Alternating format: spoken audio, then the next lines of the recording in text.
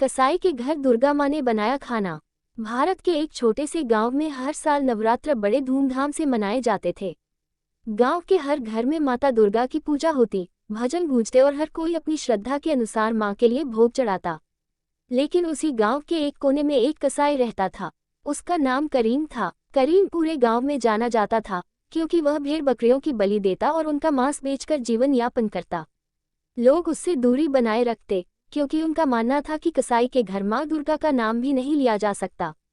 करीम का जीवन बहुत संघर्षों से भरा था। उसकी पत्नी बीमार रहती, घर की हालत जर्जर थी और उसका छोटा बेटा अक्सर भूखा सो जाता। कसाई होने के बावजूद उसके मन में हमेशा ये प्रश्न उठता, क्या सच में मां केवल उन्हीं के घर आती है जिनके घर साफ सुथरे हों और जिनके पास पूजा पाठ के साधन हों। गांव में नवरात्र का उत्सव। गांव में नवरात्र शुरू हुए। चारों ओर देवी मां की मूर्तियां सजाई गईं। ढोल नगाड़ों की गूंज से पूरा वातावरण भक्तिमय हो गया। हर घर में सुगंधित पकवान बन रहे थे। करीम का बेटा रोज पिता से पूछता, अब्बा, माँ दुर्गा हमारे घर क्यों नहीं आती? सबके घर दिए जल रहे हैं, हमारे घर अंधेरा क्यों है? करीम के पास कोई जवाब नहीं था। उसका दिल टूट जाता, लेकिन हालात ऐसे थे कि वह अपने बच्चे के लिए दूध तक जुटा नहीं पाता। एक रात का सपना। एक रात थका हारा करीम गहरी नींद में चला गया। नींद में उसे एक अद्भुत स्वप्न आया। उसने देखा कि एक दिव्य स्त्री लाल साड़ी में शेर पर सवार होकर उसके घर के सामने खड़ी है। उनके हाथों में शस्त्र चमक रहे थे और उनके चेहरे से करुणा झलक रही थी। वह बोली, करीम, मैं दुर्गा हूँ। लोग कहते हैं मैं केवल भक्तों के घर जाती हूँ, लेकिन सच्चाई यह है कि मैं हर उस दिल में रहती हूँ जहाँ प्रेम और करुणा हो। तुम्हारे घर में भले ही पूजा न हो, लेकिन तुम्हारे बेटे की मासूम पुकार मेरे कानों तक पहुँची है।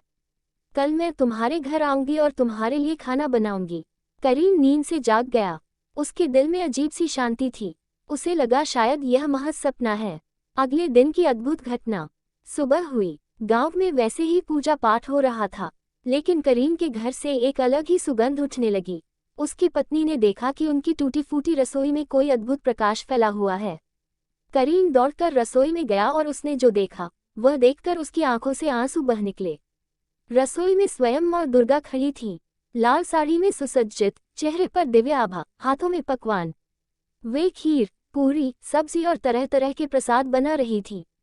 करीम स्तब्ध रह गया। उसकी पत्नी ने हाथ जोड़ लिए और उसका बेटा खुशी से चिल्लाने लगा, देखो अब्बा, माँ दुर्गा हमारे घर आए हैं।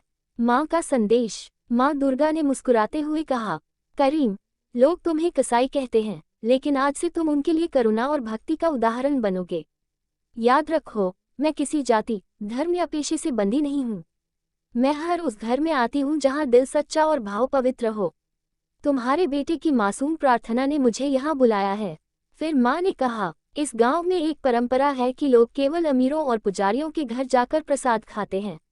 आज मैं चाहती हूँ कि पूरा गांव तुम्हारे घर आकर यह भोजन करे।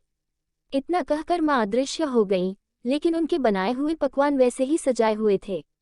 गांव वालों की प्रतिक्रिया। करीम ने पहले सोचा कि गांव वाले उसे अपवित्र समझकर उसका मजाक उड़ाएंगे, लेकिन जैसे ही लोगों ने सुगंध महसूस की, वे आश्चर्य से भर गए। धीरे धीरे पूरे गांव के लोग उसके घर आने लगे। जब उन्होंने देखा कि करीम के घर साधारण बर्तनों में दिव्य प्रसाद रखा है, तो सबकी आंखें नम हो गईं। गांव का पुजारी बोला, ये चमत्कार केवल माँ ही कर सकती हैं। आज माँ ने हमें सिखाया है कि भक्ति हृदय की पवित्रता में है, न कि बाहरी रूप रंग में। सभी गांव वाले उस प्रसाद को खाने के लिए बैठ गए। किसी ने ये परवाह नहीं की कि यह प्रसाद किसके घर बना है। उस दिन गांव में पहली बार जाति और धर्म की दीवारें टूटी। करीम का जीवन बदलना। उस घटना के बाद करीम का जीवन पूरी तरह बदल गया। उसने कसाई का काम छोड़ दिया और सब्जियां बेचने लगा। लोग उसे अब अलग नजर से देखने लगे। गांव के बच्चे उसके बेटे के साथ खेलने आने लगे। नवरात्रि के आखिरी दिन जब पूरे गांव में मां की आरती हो रही थी, तो पुजारी ने सबके सामने घोषणा की, इस साल का सबसे पवित्र भोग मां ने स्वयं करीम के घर बनाया। हमें यह नहीं भूलना चाहिए कि मां केवल मंदिरों में नहीं रहती, वह हर उस दिल में निवास करती है जिसमें करुणा और प्रेम हो। कहानी से शिक्षा। ये कथा हमें ये सिखाती है कि भक्ति का आधार जाति, धर्म या पेशा नहीं है, बल्कि सच्चा मन है। माँ दुर्गा हर उस घर में आती है जहाँ करुणा, प्रेम और मासूमियत है। सच्ची श्रद्धा वह है जो भेदभाव मिटाकर सबको एक साथ जोड़ दे। हमेशा याद रखो, भगवान गरीब और अमीर में भेदभाव नहीं करते। निष्कर्ष, उस गांव की नवरात्रि की यह घटना एक मिसाल बन गई। लोग कहते हैं कि आज भी जब नवरात्र आते हैं तो करीम के वंशज